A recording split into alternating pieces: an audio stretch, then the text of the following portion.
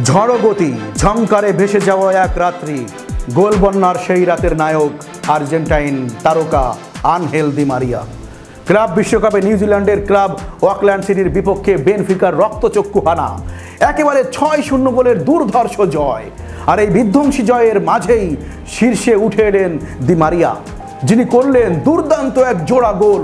মাঠ জুড়ে ছড়িয়ে দিলেন তার জাদুকরী ছোঁয়া, পাস, ড্রিবল আর ফিনিশিং। প্রতিটি বলেই যেন ছিল আমি এখনো থামিনি। একজন তারকা শুধু জন্মান না, তিনি প্রমাণ রাখেন। আর গত রাতের ম্যাচে তা নতুন করে দেখালেন দি মারিয়া। আর্জেন্টাইন জাতীয় দল থেকে অবসরের পর থেকে খানিকটা পাদক প্রদীপের বাইরে ছিলেন আনহেল দি মারিয়া। এর মধ্যে তাকে সংবাদ মাধ্যমের শিরোনামে দেখা গেছে অনেক কম, কিন্তু নীরবে দি মারিয়া নিজের কাজটাই ঠিকঠাক করে যাচ্ছেন। এর আগে বোকা জুনিয়র্সের বিপক্ষে প্রথম ম্যাচেও গোল পেয়েছিলেন দি মারিয়া। ক্লাব বিশ্বকাপের পর বেনফিকা ছাড়তে যাওয়া দি মারিয়ার গোল সংখ্যা এখন 2 ম্যাচে 3। ক্লাব বিশ্বকাপে সর্বোচ্চ গোলদাতার তালিকায় এখন যৌথভাবে সবার উপরে আছেন দি মারিয়া। 3টি গোলেই অবশ্য তিনি করেছেন পেনাল্টি থেকে। তার সমান 3টি করে গোল করেছেন বায়ার্ন মিউনিখের জামাল মুসিয়ালা ও মাইকেল ওলিসে। এবার চেলসিকে ধরাশয়ী করে ইতিহাসে গড়ল আরেক ব্রাজিলিয়ান ক্লাব। ফ্লোরিডায় বেনফিকাকে প্রথমার্ধের শেষ মুহূর্তে পর্যন্ত আটকে রাখতে পেরেছিল আগের ম্যাচের বায়ার্ন মিউনিখের কাছে 10 গোল খাওয়া অকল্যান্ড। প্রথমার্ধের যোগ করার সময়ে দি মারিয়া পেনাল্টি গোলে লিড নেয় বেনফিকা, কিন্তু এরপরই ঝড়ের কারণে ম্যাচ স্থগিত করা হয়। 2 ঘন্টার বেশি সময় বন্ধ থাকার পর ফের শুরু হয় খেলা। প্রাকৃতিক ঝড় শেষে দ্বিতীয়ার্ধে দেখা মিলেছে গোল ঝড়ের। এই অর্ধে সব মিলিয়ে অকল্যান্ডের জালে বল জড়িয়েছে 5 বার। 53 মিনিটে ম্যাচে বেনফিকার দ্বিতীয় গোলটি করেন ভানগেলিস পাভিডিস।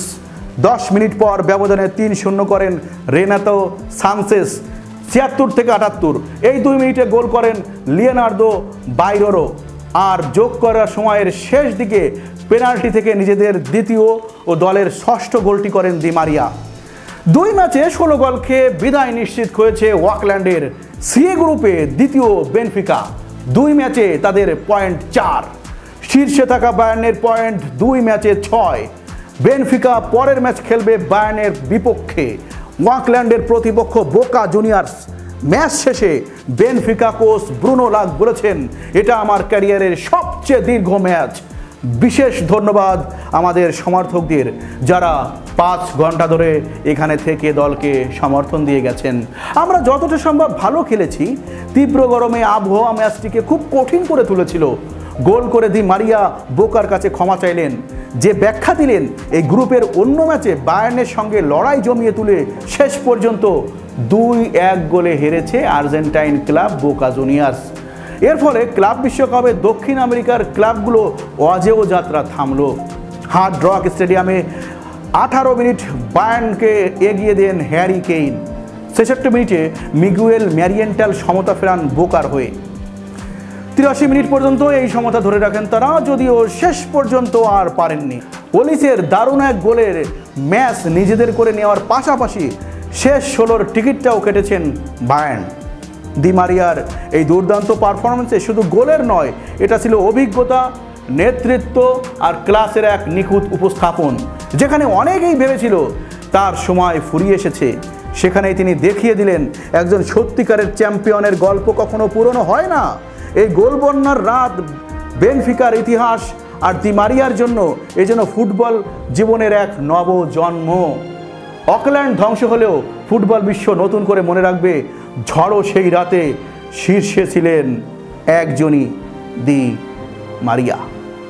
তো এই ছিল বন্ধুরা আজকের প্রতিবেদন। আমাদের প্রতিবেদন যদি আপনাদের একটু ভালো লেগে থাকে তাহলে যে কাজটি করতে হবে সেটা তো আপনারা জানেন। তারপর আবার আমি বলে দিচ্ছি, আমাদের ইউটিউব চ্যানেলটি সাবস্ক্রাইব করবেন এবং ফেসবুক যে পেজটি আছে সেটি ফলো দিয়ে আমাদের সঙ্গেই থাকবেন। শীঘ্রই নতুন আরেকটি প্রতিবেদন নিয়ে আপনাদের সামনে হাজির হব। ততক্ষণ আপনারা ভালো থাকুন, সুস্থ থাকুন এবং আমাদের সঙ্গেই থাকুন।